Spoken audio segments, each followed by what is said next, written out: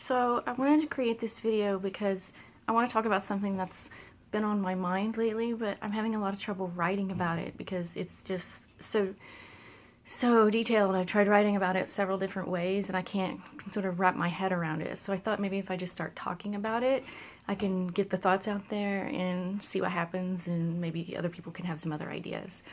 So the topic is defining narcissistic abuse, and I think it's a really, really important topic, and so that's why I want to talk about it. It's been really important for me. It's been monumental in sort of moving the needle forward in my healing process. I think the reason why is because when I first started this, or as I was going through this, I had all of these thoughts and feelings about all of these things that had happened. Like, oh, this thing happened to me over here. This thing happened. This happened a long time ago. I went through this.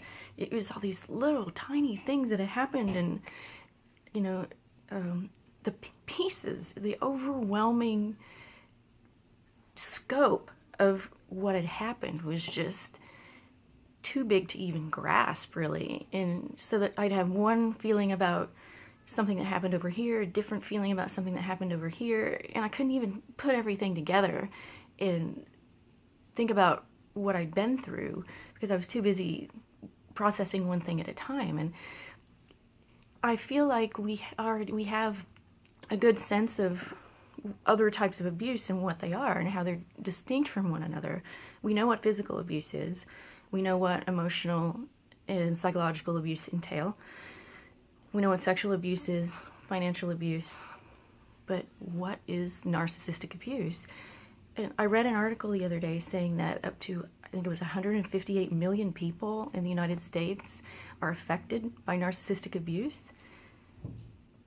That's huge. That's more people than are affected by depression. I think it said diabetes. There was a long listing of different physical and mental ailments that that are highly well known, but we don't hear a lot about narcissistic abuse. But it's very impactful, obviously, and we can't even talk about it. We don't even have the language to describe it, because what is it?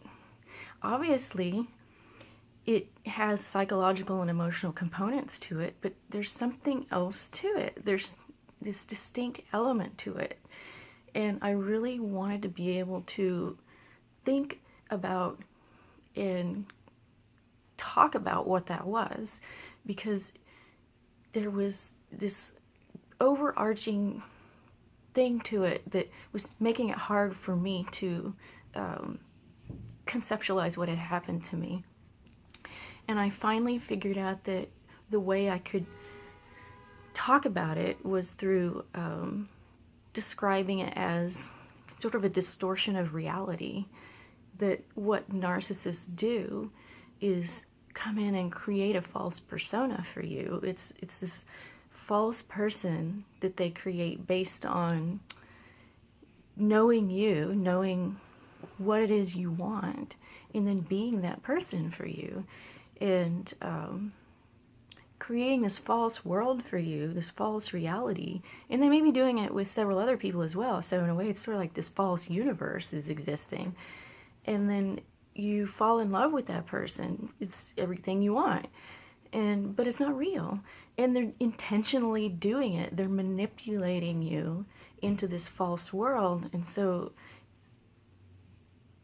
inevitably, when the cracks start to show in this false world and there's nothing under it, it's not real, what's happened is you, the person in the relationship, have enmeshed with that person who's not real your identity. And so those cracks start to appear in your identity as well. So you're sitting there trying to figure out what's actually real, and it's come into your mind. And so that is abusive. You have somebody who has now twisted your reality. It's twisted your mind, the way you think about things, the way you think about and are now able to trust yourself and your own judgment. your future plans, what's happening in your world, your present, everything now in your life is up for grabs in terms of how you view it and how you think about it. And this has been done to you on purpose, and that is distinct to narcissistic abuse. And it may be held in place by all of these other things. Specifically, there are a lot of psychological and emotionally abusive tactics that are used to do it. But there's this distinct element of narcissistic abuse that's not present in all of these other types of abuse. And I think this is really what defines it, is this distortion of reality. And it's very, very harmful. Once I started understanding that that was the thing that had hurt me, and that is what was keeping me from moving forward, was trying to get out of this fog and figure out what was going on, and then figuring out how to think about it, and even figuring out how to talk about that with other people. Even just understanding that helped me get out of it a little bit and helped me move forward. So I feel like just having ways to conceptualize what happened to us and having ways to talk about it. In other words, not letting the narcissist define it, not letting silence define it, using our words to talk about it, what happened, having ways to put words on it that make it make sense. I think that's very positive and ways to recover from this. So that was step one, but it was incomplete. Just being able to say, this is what narcissistic abuse is. But like I said, it's not complete. Because then when you're trying to describe to someone else what happens in narcissistic abuse, so you say, okay, that's step one. Person creates this false persona. Then you're trying to get into a little bit to what happened. Because obviously there's a breakdown somewhere. And so that you have to explain more what happened, or you have to think, maybe you're thinking through yourself what happens.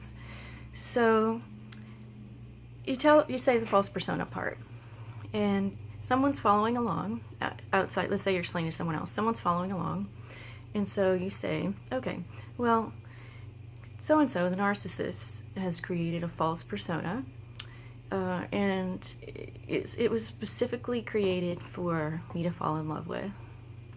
And it sounds, a little out there. It sounds like you may be getting into movie plot territory, right? But it's digestible. It's something people can at least conceptualize and understand.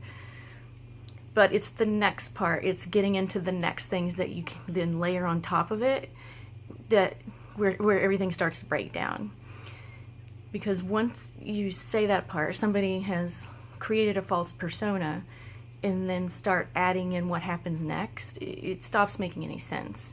So, okay, step one, somebody creates a false persona, and then what happens?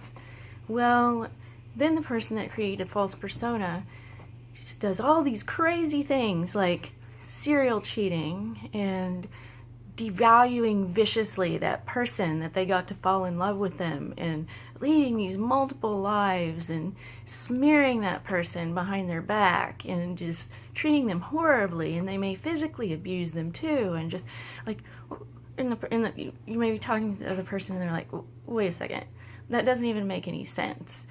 Why would you go to all this trouble to create a false person to make someone fall in love with you, and then rip that whole relationship apart, right? It doesn't make any sense. And so, well, think about it. It doesn't make any sense to us either. We come out of these relationships asking questions like, did he or she ever love me? Did they know they were hurting me? Did they do it on purpose? How did they move on so quickly? How could they have done these things? We don't even understand it. And so how can we explain it to somebody else? It doesn't make any sense. So you have people outside of it, up here, saying it sounds a little out there, and and then when you start telling me everything, it doesn't make any sense. We know it happened because we went through it, but then we don't understand what was going on either. So I feel like we need the language to talk about it, and I feel like there is gonna be a way to do it. There is a way to do it. And I feel like one of the keys, I haven't figured it out yet, but I'm trying to get there. One of the keys is maybe we need to stop just relaying the acts and the effects on us and saying, well, this is what he did, and this is how I felt, this is, you know, what happened to me. Because all that does is say, well, I don't understand, doesn't make sense. The other person in the equation, you know, is us, the person we're telling, if we're telling somebody else. The other person in the equation is the person that did it, the narcissist. Well, if we think about it from the narcissist's point of view, maybe it will make a little more sense. But I didn't really know how to do that until I started listening to the videos of the self-aware narcissists and reading the work of the self-aware narcissist. Because if you're not a narcissist, how are you going to think like a narcissist? I mean, it doesn't make any sense.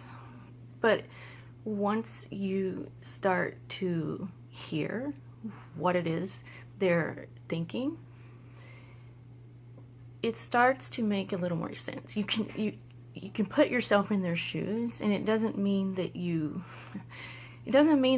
excuse what they did, but at least you can say, okay, well, now I understand why that happened.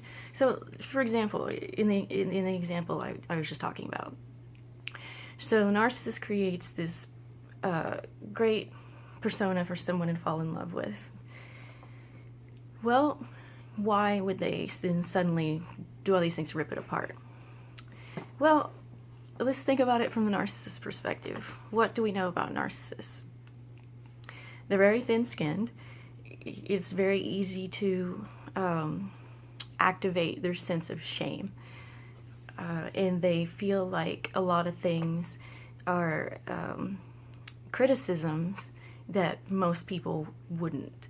They feel if you have a different opinion than they do, you are challenging them or disrespecting them. They feel like a lot of things are disrespectful that most people wouldn't bat an eye at. So if you are, they also have something, a problem with something called object constancy. So if they feel like you have disrespected them or, you know, made them feel like they're bad, you know, brought them down to that level to where they can't feel that inflated sense of self, that they're back to that core sense of shame, they split people, that object constancy problem. They either see people as all good or all bad. All they want to do in that moment is, they're very vengeful, is get back at you, push you away from them. They will forget that they loved you 5 minutes ago, you know, whatever they loved you for. They will forget that they loved you. They will forget that they had, you know, years of history with you, that, you know, everything they ever did for you, everything you ever did for them, all the plans you have together. In that moment, they hate you, and they will do everything they can to destroy you. If you are not they're personality disordered, okay, judgment free for a minute, they're personality disordered. If you're not personality disordered, it doesn't make sense. We can't naturally think like that because we're not personality disordered. But if you understand that that's how they're thinking, suddenly, two incongruent behaviors, I create a persona that people will love, you know, for reasons that I don't, you know, I won't get into that here, but there's reasons for that too if you're a narcissist. But I create a persona that people will love, and then I do all these things to rip it apart because I feel like I was devalued first. It makes a whole lot more sense. And I think the reason why that's so important is because once I started to think like a narcissist, to understand why certain things happened, I stopped blaming myself. I stopped having doubts about what happened in the relationship. I stopped thinking, if only I hadn't done that, would things have happened differently? I stopped wondering, oh, I wonder if things are going to be different in the future for him. You know, I hope maybe they will be, but I wonder, you know, what it would take for that to happen. I stopped missing him because I realized that nothing was going to change. So missing him was only going to bring me misery. I stopped